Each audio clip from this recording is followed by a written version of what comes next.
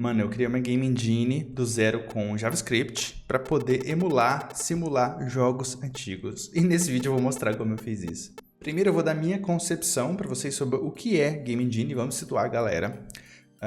Você já deve ter ouvido falar de Unity, Unreal, Godot, Game Maker, enfim, todas essas são engines de criação de jogos.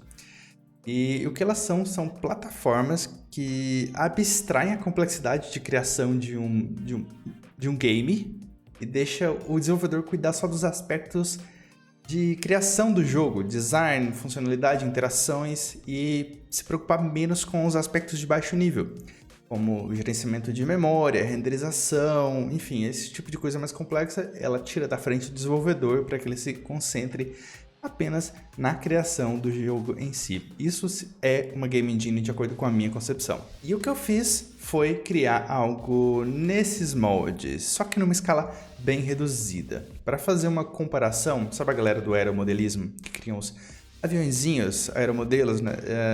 Que simulam aviões de verdade. Eles têm que lidar com os mesmos aspectos, entre aspas, de um avião de verdade, como propulsão, aerodinâmica, sustentação, só que numa escala bem reduzida, o que torna possível você criar um aviãozinho, um aeromodelo, na sua própria garagem. E é isso que eu vou fazer, é isso que eu fiz com a minha Game Engine de JavaScript. Eu tentei, né, simular os aspectos de uma engine robusta, mas tudo em escala muito pequena, que permite eu sozinho aqui em casa fazer isso também. Até aqui tudo bem, se você é iniciante eu acho que, bom, tivemos um começo bem tranquilo. Agora vamos complicar um pouquinho mais para quem é iniciante. Para a arquitetura da engine, eu utilizei orientação a objeto, eu utilizei TypeScript, eu sei que eu falei que era JavaScript, mas foi TypeScript com orientação a objeto, porque no meu julgamento, orientação a objeto é o paradigma de programação mais indicado para esse tipo de projeto. Daqui a pouco eu explico por quê. Mas antes, eu acho que eu preciso situar o que é programação orientada a objetos. Bom, programação orientada a objetos é um paradigma de programação, um jeito de programar, onde você define entidades e essas entidades têm atributos e você comunica com essas entidades através da troca de mensagens ou chamadas de métodos. Vamos ver como isso fica no código. No TypeScript eu crio uma classe com a keyword class e dou um nome para essa classe. Eu vou dar um exemplo bem simples, que, bom, é bem simples mesmo. A classe carro, ela vai ter as propriedades, ou uma propriedade, um atributo chamado private velocidade, que vai começar com 0. Ou seja, esse carro já tem um atributo e você precisa se comunicar com essa entidade através da chamada de métodos. Então, vamos criar aqui o primeiro método, o acelerar, que ele vai alterar a velocidade, o atributo interno dessa entidade. Então, this.velocidade, e isso vai garantir que o carro acelere. Então, eu vou criar um outro método aqui, frear, ele vai fazer o oposto, ele vai alterar o atributo a velocidade e vai subtrair uma unidade. Opa, botão errado, isso. Tendo essa entidade, classe carro, você pode instanciar objetos diferentes. Então, vamos instanciar um objeto chamado Uno, igual new carro. E a gente pode se comunicar com o Uno, mandando ele acelerar. Uno.acelerar. Lembrando que você pode usar uma linguagem orientada a objetos e não utilizar todos os conceitos de orientação a objetos que manda a literatura. Por exemplo, esse atributo velocidade pode ser público. Você pode simplesmente mandar uno.velocidade e atribuir o valor que você quiser. Fazendo isso, você está quebrando o princípio de encapsulamento da orientação a objeto, mas ainda assim você está utilizando uma linguagem de orientação a objetos e utilizando um objeto, né? Enfim. E o paradigma de programação orientada a objetos tem vários outros conceitos, né? A gente tem também classes abstratas, interfaces, polimorfismo, sobrecarga. Então, se você pegar para estudar orientação a objeto, você vai ter coisa para estudar. Vamos falar de engine. Agora que a gente já tem essa base construída sobre orientação a objeto, vamos falar da arquitetura da engine. Eu tenho o objeto engine, que ele vai ser responsável por orquestrar todos os outros objetos. Por exemplo, eu tenho o objeto display, que vai ser responsável por exibir a informação que a engine cuspir para ela na tela. Eu tenho objetos de jogo, e nos objetos de jogo onde vai ter a lógica de cada jogo em si, né? Onde vai ter o game state, onde eu vou informar se o usuário perdeu, se o usuário ganhou, fez ponto, enfim, tudo fica aqui dentro. Dentro de cada jogo eu vou ter várias cenas, por exemplo, eu posso exibir o game, se o usuário perdeu eu posso exibir uma tela de game over e isso pode ser uma segunda cena. E dentro de cada cena eu tenho uma câmera e vários objetos, né? A câmera vai apontar para esses objetos e a engine vai pegar toda essa informação, pegar a câmera, os objetos, ver o que está em frente à câmera, renderizar e passar para o display exibir. Então, assim, uma visão ampla, essa é a arquitetura da engine. E para começar a desenvolver aqui, vamos começar pela parte que eu acho mais fácil da gente ver alguma coisa acontecendo, que é pelo display. O display vai receber uma matriz de números e vai exibir na tela. Ele vai receber uma matriz nesse formato de zeros e 1, valores intermediários como 0.5, 0.8, enfim, e transformar isso em imagem na página HTML. Onde é 1 ele vai colocar preto, onde é 0 ele vai esconder, não vai exibir nada e exibir os valores intermediários. Para fazer o display na tela, a gente vai utilizar uma tag HTML chamada Canvas. Ela permite a gente desenhar nela em formato de pixels, como se fosse uma lousa. Vamos para o exemplo. Eu criei um elemento HTML Canvas, então seria o mesmo que você abrir a tag HTML Canvas, você tem uma altura e uma largura de 600 pixels, e o Canvas você tem que obter o contexto dele. Ele tem vários contextos, a gente vai trabalhar com um contexto mais simples, que é o contexto 2D, mas essa tag permite você trabalhar com shaders, com coisa de GPU nos outros contextos mais avançados. Mas para a gente, né, um jogo 2D, a gente vai obter o contexto 2D. A partir disso, né, com esse contexto e esse canvas em mãos, a gente, aqui nesse caso, eu estou dando um append no canvas na página. E depois eu estou utilizando o contexto para desenhar. O contexto, ele expõe para a gente várias funções para poder desenhar coisas diferentes. Como você pode ver aqui, ele desenha círculos, ele desenha quadrados. Desenha imagens, você pode passar imagens para esse contexto para aparecer na tela. E um exemplo bem simples aqui, eu estou desenhando uma linha que começa na posição 0, 0 do eixo cartesiano, para você que lembra lá das lições de matemática, isso é um plano cartesiano. E a gente vai desenhar uma linha para a posição 600 do eixo x e y, ou seja, uma linha que atravessa todo a nossa superfície, o nosso canvas. Depois dá um stroke para mandar desenhar.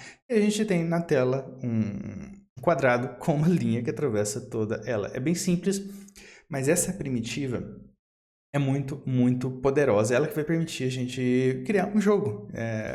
Como disse, é uma primitiva, né?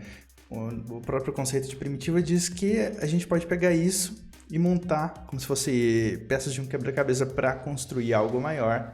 E a Canvas, ela é a nossa base, uma das bases da nossa Game Engine. Eu vou passar bem rápido aqui pela classe Display. Bom, é uma classe um pouco mais complexa do que o nosso exemplo de carro, mas ela é relativamente bem simples. Ela tem os atributos Canvas, Context, Background Color e Pixel Render. E quando você instancia essa classe, você é obrigado a passar o tamanho do Canvas, o tamanho do display,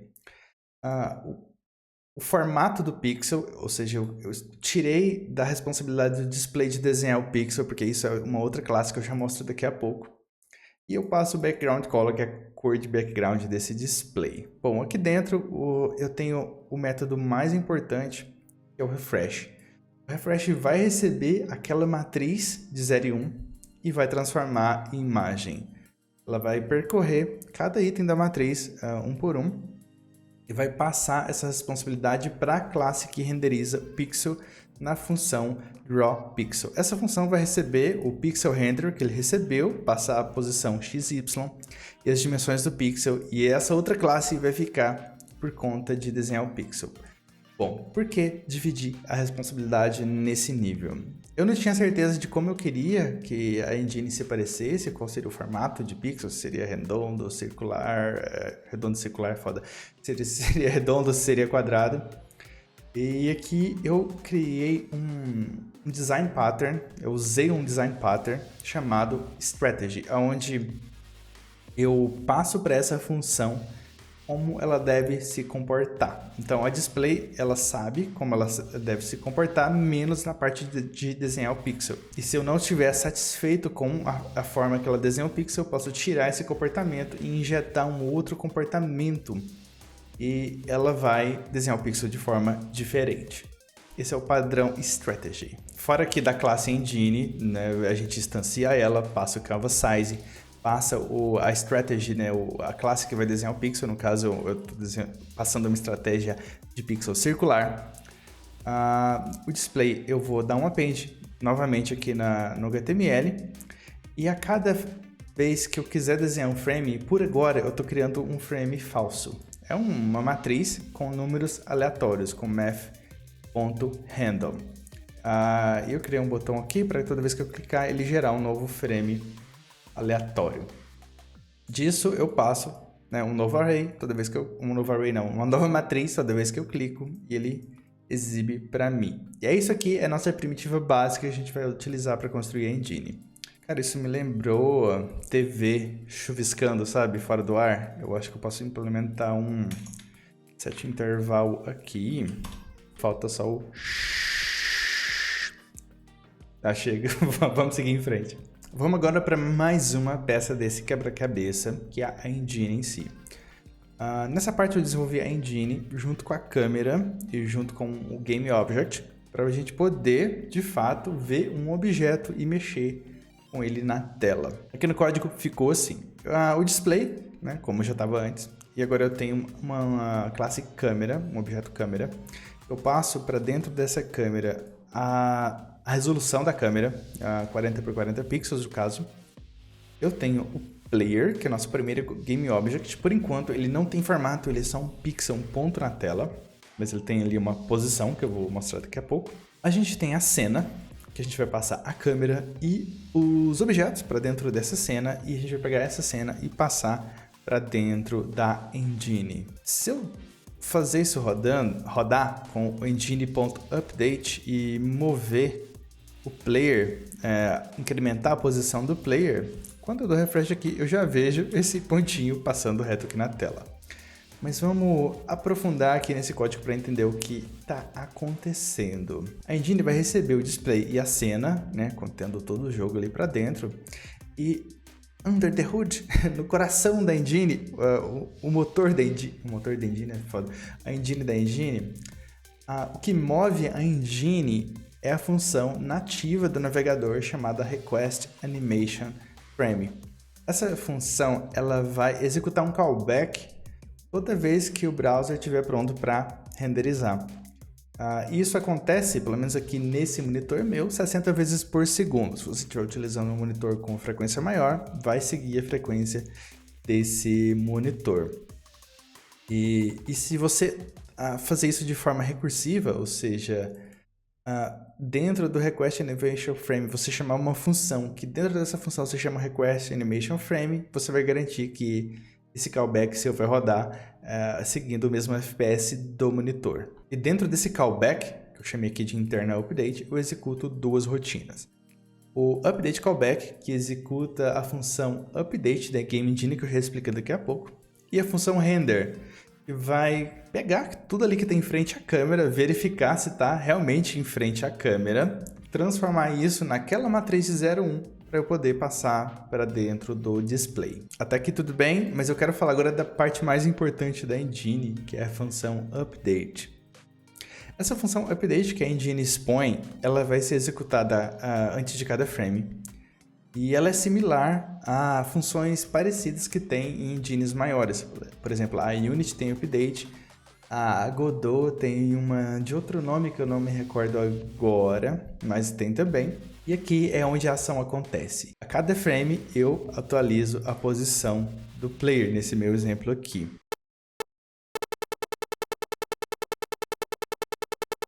Agora que eu já apresentei as peças mais básicas da engine, a gente pode passar para os jogos que eu criei dentro dela. Eu criei 4 jogos e eu vou mostrar um por um. Começando pelo clássico Snake, o jogo da cobrinha. Aqui no Snake eu encontrei a primeira dificuldade em criar uma engine no browser utilizando o Request Animation Frame. Porque, como eu disse lá atrás, Request Animation Frame funciona, né, idealmente 60 vezes por segundo, e se eu atualizasse o Game State 60 vezes por segundo, a cobra ficaria descontrolada. Então eu tive que dar um jeito de desacelerar esse processo, e para isso eu criei o Game Pace. O Game Pace é uma outra classe que tem um intervalo. Ela só vai retornar verdadeiro aqui no Game Pace It's Time se o frame anterior tiver passado desse intervalo que eu setei aqui, no caso 200 milissegundos. Se eu tivesse deixado isso sem o Game Pace, cada frame demoraria 16 milissegundos para liberar o próximo. E, bom, como disse, ficaria injogável. Eu também criei um Input System. Aqui dentro da função, dentro do callback que você passa para a engine, da função update, você tem o objeto keyboard, que com ele você consegue verificar se alguma tecla está pressionada. Então, de cima para baixo, eu verifico se é game over, né? Ou seja, se a cobra acertou algo que ela não deve acertar, tipo as paredes. Se isso não aconteceu, aí eu atualizo o game state e verifico se pressionou alguma tecla, se não pressionou. E, bem, enfim, toda a lógica do Game Snake está aqui dentro. E o link para você baixar essa engine com todos os jogos está aqui embaixo, tá no GitHub, caso você queira fuçar nela também.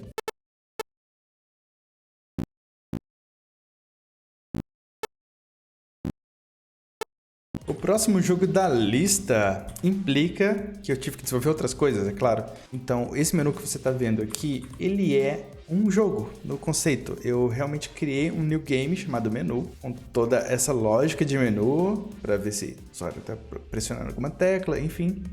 E eu passo para dentro da engine como se fosse um outro jogo. E para isso acontecer, eu tive que expor dentro da engine uma forma de um jogo poder chamar outro.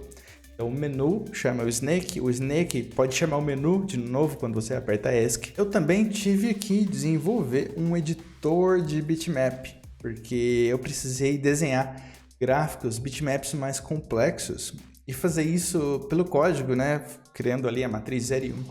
Não estava tão eficiente assim. Aí eu resolvi criar esse editor de bitmap, onde você seleciona aqui na intensidade do pixel e pinta e desenha, fosse ali o Microsoft Paint. Para o Pong em si, eu não tive que fazer nada tão complexo. Bom, é só essa regra mesmo de bolinha de ângulo de incidência e o ângulo que ela vai ser refletida. Vamos para o penúltimo jogo que eu vou falar aqui, que é o Flappy Bird, é claro. Eu acho que todo mundo que começou a aprender desenvolvimento de game criou sua versão do Flappy Bird em algum momento dentro da engine. Eu não seria diferente. E, bom, tá aqui o Flappy Bird e durante o desenvolvimento dele eu tive que fazer detecção de colisão de objetos retangulares. É bem interessante esse rolê. Funciona assim, eu tenho dois objetos, eu quero verificar se eles estão colidindo. Então, primeiro eu verifico em um eixo se a extremidade da direita é maior que a extremidade da esquerda do que o outro objeto. Porque se isso acontecer, quer dizer que eles estão entrelaçando, pelo menos em um eixo. Então, se isso não acontecer, eu já descarto a possibilidade de colisão. Mas se isso acontecer, eu verifico o outro eixo. Então, eu verifico se a extremidade inferior do primeiro objeto é maior que a extremidade superior do outro objeto. E se isso acontecer, significa que esses objetos estão colidindo, né? Evidentemente colidindo. Só que isso não é suficiente, porque, veja bem, às vezes o objeto, o bitmap ali dentro, ele não tem o formato retangular da bounding box. O objeto pode ser uma estrela, pode ser um passarinho aqui no nosso caso, e só verificar a colisão de bounding box não é o suficiente. Então vou dar um exemplo. Esses dois objetos aqui, eles têm bounding box retangulares, mas os objetos em si não são retangulares. Então, se esse cenário que acontecer, os objetos não estão colidindo, mas as suas bounding box estão. E aí que entra a segunda parte da detecção de colisão. Eu verifico se a bounding box está colidindo, senão eu verifico se estão overlapping. Essa função gigante aqui, ó, is overlapping Bounding Box Pixels Colliding. E o que essa função faz é pegar a interseção desses dois objetos e verificar pixel a pixel se existem dois pixels acesos no mesmo lugar. Se isso acontecer, então esse objeto está definitivamente colidindo um com o outro. Só que no Flappy Bird eu tenho o passarinho e eu tenho vários tubos que eu tenho que verificar se estão colidindo, né? Então, para deixar as coisas um pouquinho mais eficientes, eu implementei um outro método que só vai verificar se o objeto está colidindo com um desses pipes, um desses tubos, se ele estiver numa distância mínima. Se estiver muito longe, se estiver num raio muito longe, eu nem verifico se está colidindo porque não faz sentido. Mas se ele estiver muito perto, eu verifico, né? Aí eu libero para verificar se está colidindo. E, bom, se estiver colidindo, eu exibo o Game Over, que é chamar uma outra cena desse mesmo jogo.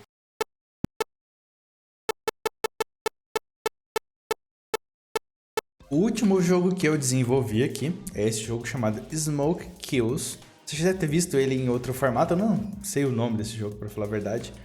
Mas eu lembro que eu vi uma propaganda anti-tabagismo uns anos atrás no Twitter e eu queria replicar essa propaganda em formato de jogo jogável para poder fazer essa lógica da bolinha percorrer pelo cenário e ser refletida para a direção correta.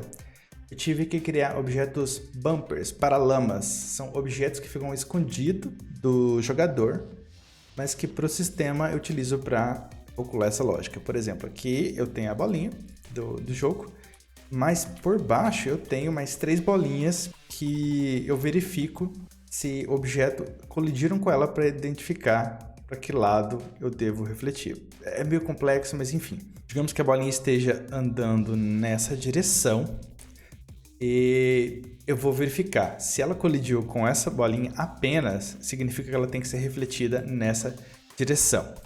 Se ela colidiu com essa bolinha fantasma e com essa bolinha fantasma, ela vai ser refletida por essa mesma direção. Mas se ela colidiu apenas com essa aqui, ela vai ser refletida na direção oposta.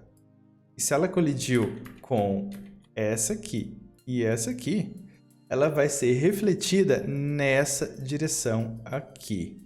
E dependendo da direção da bolinha, eu movo esses objetos fantasma para outra posição. Esses bumpers estão sempre na frente da bolinha, né? Como se fosse um para-choque mesmo. E no jogo fica assim, né? Esse gameplay está bem acelerado, mas dá para você ver, como eu sou ruim nesse jogo, dá para você ver as bolinhas fantasma que eu coloquei para exibir aqui, só para você poder ver como funciona aqui no jogo. E é isso conclui aqui a minha aventura implementando uma Game Engine em forma de maquete de Game Engine e implementando alguns joguinhos retrô dentro dela. Foi bem interessante ter que lidar com esses desafios e ter que solucionar de formas criativas para poder fazer o jogo rodar. E esse era o intuito, né, de todo o projeto. Esse é o intuito aqui da volta do canal, como eu disse lá atrás no vídeo que faz tempo. A ideia mesmo é criar, se divertir no processo, se inspirar outras pessoas. E eu espero que eu tenha conseguido fazer isso com esse vídeo. Eu espero que você tenha saído desse vídeo com vontade de criar um mini projetinho, uma maquetinha de alguma coisa. E, bom, se você gostou, se inspirou de alguma forma, você pode deixar seu like, curtir, se inscrever. Você pode baixar o projeto e criar seu próprio jogo aqui dentro da Engine. Sei lá, submeter algumas melhorias se você achar que deve, enfim, mudar a lógica de algum jogo para ver isso mudando. Se você tem pouca experiência, esse é bom, um jeito de você começar a mexer com coisas mais interessantes do que programação para web. A gente está cansado de ver formulário, web, React. Vamos mexer com coisas mais divertidas de vez em quando, né, para desestressar. Aproveitar a programação como ferramenta de criação, como ela deve ser em alguns momentos, não só como trabalho. Então eu espero que você tenha gostado. Como eu disse, se inscreva, curte, compartilha, faz aquele negócio lá que ajuda, eu acho. Mas assim, eu acho que nem ajuda. Se eu não postar vídeo com frequência, não vai ajudar, né? Enfim, vejo você no próximo vídeo e até mais.